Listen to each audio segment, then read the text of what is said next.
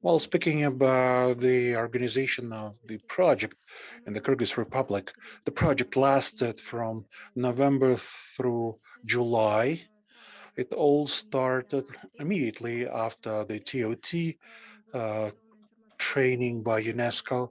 The information session was organized with the National Commission on UNESCO Affairs, the national coordinator of the associated schools in Kyrgyzstan, where the presented the goals and objectives of the projects and the selection criteria for the schools to enroll into the projects.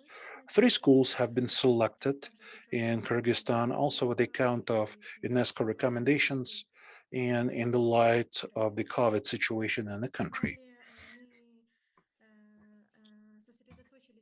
Also, we focused on the selection of the participants, specifically the teachers in those selected schools, and we're trying to notify our pilot schools, trying to convey the message about the project. December and January were dedicated to preparation of training, translation of the materials, adaptation to the local context, handling the trainings, then gathering feedback from the participants and the discussion of the idea with the teachers and what kind of activities they would like to handle, what kind of elements they would like to integrate, and what particular format could be used to facilitate all of that. From February through March, we were heavily involved with the project implementation, specifically developing a work plan to have a very clear understanding what we would like to achieve, what are the specific end results or outcomes we would like to see. The teachers were involved with the class plans development, lesson plans development, looking for the carriers of ICH who could participate, kept the online and offline contacts with the parents, school administration, conducting classes, collecting documents, collecting the lesson plans, pictures, videos, and visits to schools. So basically, it turned out to visit our schools. I was really pleased about that because we had a very intense situation, intense lockdown. June, July, we organized this sub-regional meeting through the effort of the Almaty Cluster Bureau. Kazakhstan and Kyrgyzstan teachers were able to share their experience of conducting these events, feedback from teachers and students, translation of all of the materials, and submitting these materials and reports to UNESCO. The participants of the pilot project included 3 schools: Elim, school number 95, and Harvard International School. Those were selected based on recommendations of the National Commission and no, one of these schools, the UNESCO associated school. Totally, we selected 14 participants, 10 of whom were teachers, and 4 the representatives of the school administrations, school management.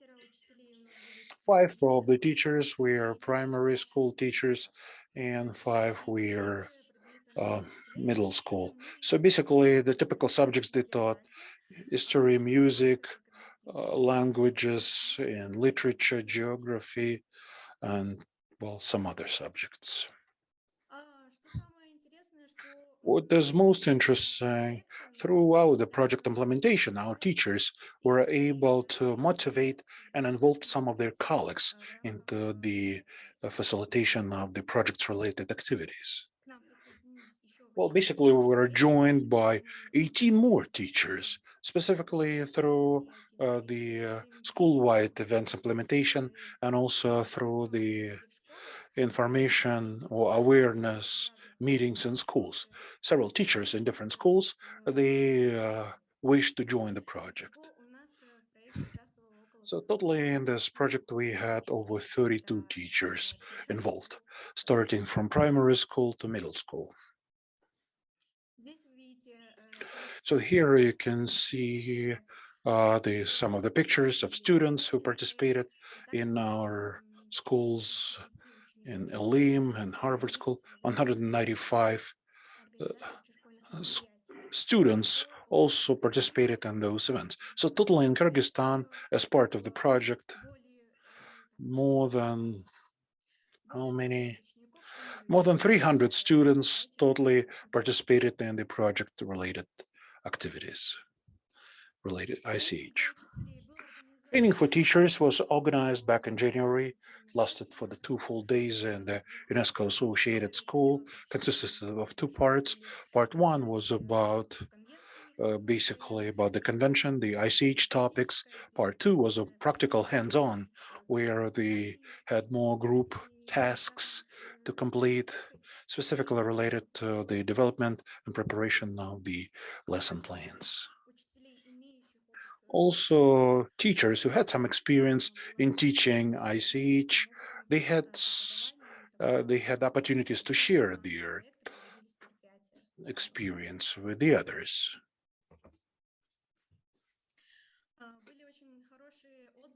We had some really good feedback from teachers after having this training. So basically, they learned that, the reported they were able to learn more about UNESCO, about its activities in the area of culture, in heritage, understanding of ICH, more profound understanding of the ICH topics, the contemporary situation, and efforts related to the ICH safeguard in Kyrgyzstan, difference between tangible and non-tangible heritage or life heritage. Well, despite the fact that some really good number of examples was case studies was given to the teachers. Teachers wanted to learn more, to be a bit more convinced. They wanted to learn more about the various teaching techniques and experience of the other teachers. Speaking about the work planning techniques or work planning approach, well, basically each school approached this differently. Elim, this is one of the associated schools. When drafting their plans, they were based on various ICH topics. The other schools decided to concentrate on their own school plan and what they were based on when they started planning initially. Totally, we had about 30 different activities that included both classes about ICH or with the use of ICH, also conferences, master classes, school plays, school-wide activities, and also what I would like to know, the creation of the ICH museum. So here I also would like to note the support from the school administrations, school management. They supported the project in every way possible and also facilitated the museum, ICH museum opening in their school. Methodological guidelines by UNESCO, those were quite useful, both preparation of training and handling the trainings, and also throughout the project implementation phase. Specifically, the most used materials, according to these teachers' feedback, was the step-by-step guide, step-by-step approach, examples of this class plans or school plans, and also the specific ICH class, what it is, what is ICH. So basically, all the teachers were offered to have a special ICH class or introduction into ICH in order to introduce them into the topic of ICH. According to the teachers' feedback, well, we turned out to have some very good some very good outcomes here, some very good, well, highly positive uh, project implementation results. So the teachers realized that they've been able to enrich the teaching techniques with the ICH components. They made their classes, lessons much more interesting. They were able to involve more students, not just into learning the subjects itself, but also going profoundly deep into ICH topics. The use of ICH resulted in the development of the new skills. The master classes organized by our teachers jointly with the local communities, individual tasks for school students, strengthening connections and communications, not just amongst the students, but intergenerational ties. While involvement of parents, grandparents, they were helping our school students to prepare their classwork. They participated in the school activities whenever possible. And of course, the communication amongst the teachers, not just within one particular class, but also high school with middle school and middle school with the primary school. The project resulted in a great awareness, not just of teachers, but also students and also the parents who helped administrations that supported these projects and also the local community members. Establishing contacts with the local community members, this was one of the achievements or outcomes of the project, because involving the carriers of ICH unable to make these classes and master classes much more live and much more involving. And as teachers noted in their reports, the goals and objectives of training were mostly achieved. Of course, when implementing the project, there were certain difficulties, certain complications. Mostly this was because of the COVID, because of the great incidence of the disease amongst both students and teachers. Teachers were also lacking some time.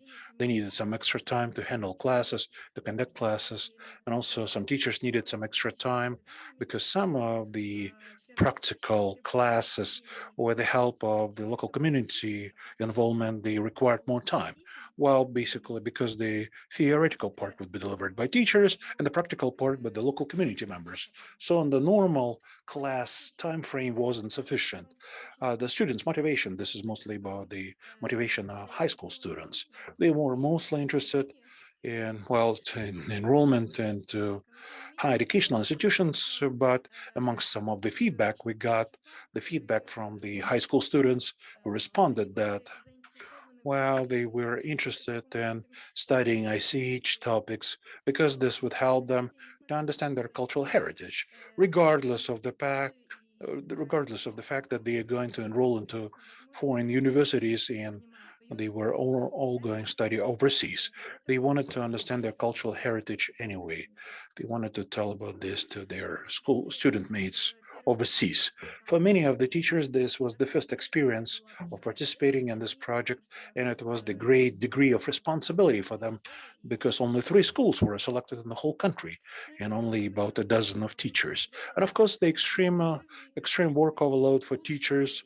This is the constant, thorough extra efforts, extra mile they had to go for to deliver this, but they did this with great enthusiasm. So also, some of the teachers noted that they had some language-related problems, the language barrier, looking for the information at the UNESCO websites. Well, they were mostly available in English only. So they had to, well, it was a bit tough for them.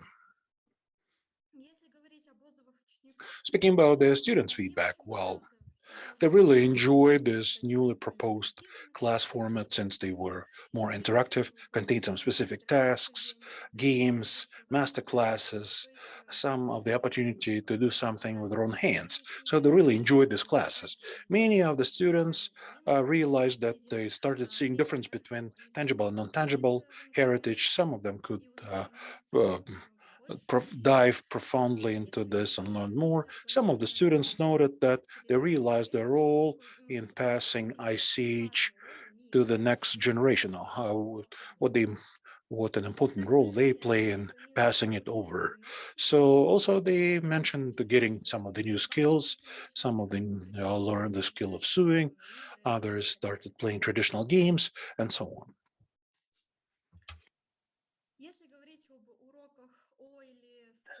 Speaking about the ICH classes or classes with the use of ICH, most of the teachers wanted to concentrate to have the classes about ICH.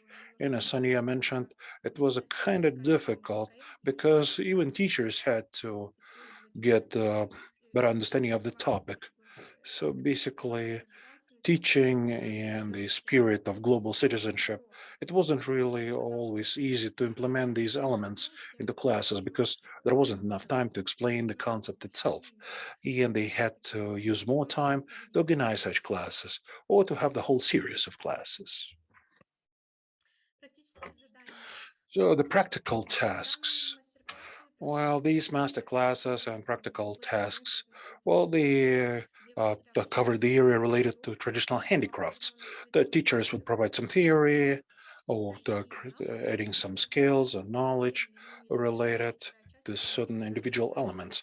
Part one theory, part two, the students wanted to do something with their own hands. So as you can see, students using the pieces of wool, pressed wool, they wanted to make some useful stuff such as phone holders, little purses, and so on. To take these home, just to show that they were able to do something with their own hands, they would produce a little pieces of art or would simply enjoy some games. The conferences were dedicated to two topics. The first one is to open up the elements of the verbal heritage and those ICH which are in the inscribed in the list of the urgent protection, safeguarding national lists which are available in Kyrgyzstan. The format was also very interesting because the students were searching for the information and they were choosing the format in which they would like to tell us about this element. They were studying the element and then they were finding the information about it and they were presenting it in the form of singing, dancing, etc. And of course, here you see on the pictures our craftsmen and craftswomen who were participating in our lessons on a regular basis. Mainly, it's the work with pressed wool and the traditional knowledge on embroidery. And the individual tasks for the children is also a very time-consuming and very difficult job for our teachers because every student was proposed to study one ICH element and to make a presentation of this element for his classmates. And to the right, you see just a little bit of what has been designed by the students during their mini projects called My ICH. And here you see some works of the students. You see that they were drawing some little books. The children who were, for example, picking up the topic of the embroidery, they tried to do to embroider the fabrics. Here you see, for example, the picture of the soap, loaf of soap. And here the topic was the healing plants in Kyrgyzstan. When she tried to learn more about the skills of the Kyrgyz related to healing and to treatment of people to achieve some results, she decided to collect the various herbs, and she made a cake of soap, and the parents were also helping her to implement this project because her mother is is also involved into the research of the healing herbs available in Kyrgyzstan, and she helped her daughter.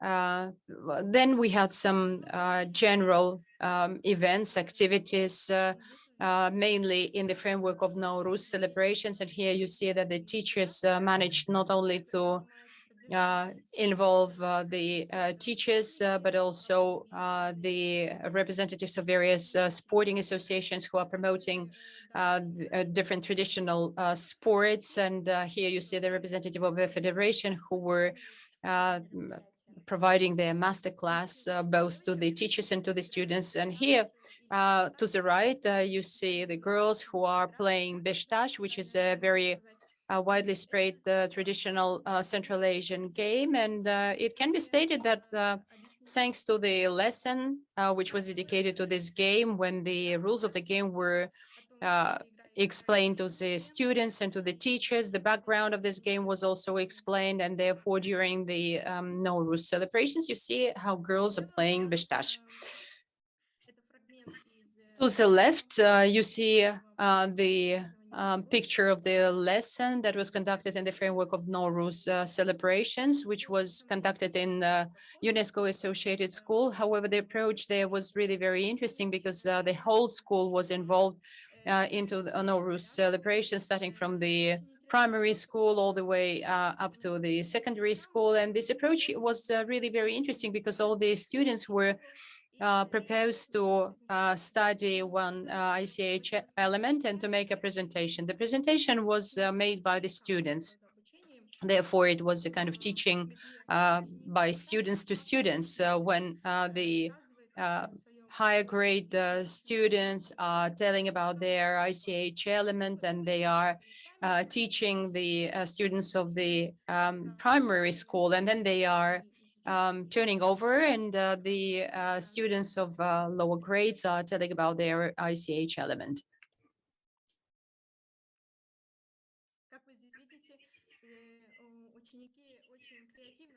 As you see, the students were really very creative. And when they were celebrating Nowruz, and I would like to express my gratitude to the schools and the teachers for their creative approach to celebration of Nowruz in the new format. I would say that the organization of this celebration, this festivity was really very well done, starting from the collection of the materials all the way down to the printouts of the materials. Here you see one of the students who is telling a story about the yurt. And what was really very interesting is that he decided to print out everything, to laminate the printout and to bring this poster to school.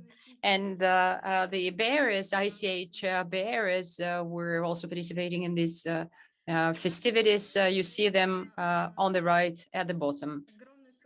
The ICH museum that was established there, I would like to thank the teachers and the school administration who supported this idea. They exercised a very creative approach to implementation of our project, and as a result, what we see, what we managed to achieve is a very good result, because the students managed not only to learn about ICH, but as they mentioned in their feedback, they managed to deep dive into the ICH topic. And in this museum, we also conducted several lessons on about ICH and using ICH. And here you see the lesson, which is related to some traditions and rituals related to children. And it was also conducted with participation of the ICH bearer. And I would like to state that the idea of conducting the lessons in museums was deemed to be very interesting, not only for the students of schools, but also the teachers of kindergartens, as you see on the picture at the right bottom. And also, we heard the stories about the difficulties that our students and teachers were facing when they were collecting various elements, starting from the carpets to the musical instruments and traditional games, etc., etc. As a matter of fact, there are a lot of very interesting ICH elements that our teachers managed to create. And of course, it was feasible only thanks to the involvement of the family members and the relatives and ICH bearers. And I would like to say that this is really representing a huge volume of work. And of course, the recommendations are as follows: to ensure sustainability of huge work that was implemented by our teachers. We would like such events or lessons in this format to be introduced into the curriculum. Those might be, let's say, the curriculum events that traditionally were used to conduct the lessons on ICH. The support of the school administration is also a huge plus in the course of project implementation, because they were working from scratch all the way until the end of the project. They were mobilizing the teachers, they were collecting the ICH elements, and it was a part and parcel of this project. And the need of financial support, I meant in the cases when, for example, the situation with pandemic will enable us to conduct some classes outside schools, in the museums, or on sites, because many teachers during this event said that they wanted to do something very interesting. They wanted to bring the children to the sites and to be able to touch the ICH elements and to have a feel of them. And of course, it could also be great to have more materials, especially adapted to the region of Central Asia, on UNESCO conventions. And of course, it could be great to have a possibility to get a consultation or advice from the experts on the ICH, because the teachers had a lot of questions when they were describing the ICH elements. And this is the reason for which we had to remind them each time that the bearer of ICH is playing a paramount role. And we have to do everything possible to underscore their role in the preservation, safeguarding, and rehabilitation of ICH elements. And of course, we have to incentivize the teachers. We have to incentivize the teachers, because in spite of their very busy schedule and routine workload, they exercised a very creative approach to the project implementation. And we really have to thank them for their very steady and very industrious work. And of course, we have to raise awareness of all our teachers and schools about UNESCO conventions and the events that they're conducting in the area of education, culture, about the programs and events, as well as capacity raising. And I would like to express my gratitude to Bangkok UNESCO office, to Almaty UNESCO office, to Vanessa, to Aigul for your support, continuous support in the project implementation. And of course, I would like to thank our teachers who, with such enthusiasm and creative approach, managed to conduct this event in the framework of the project. Thank you very much.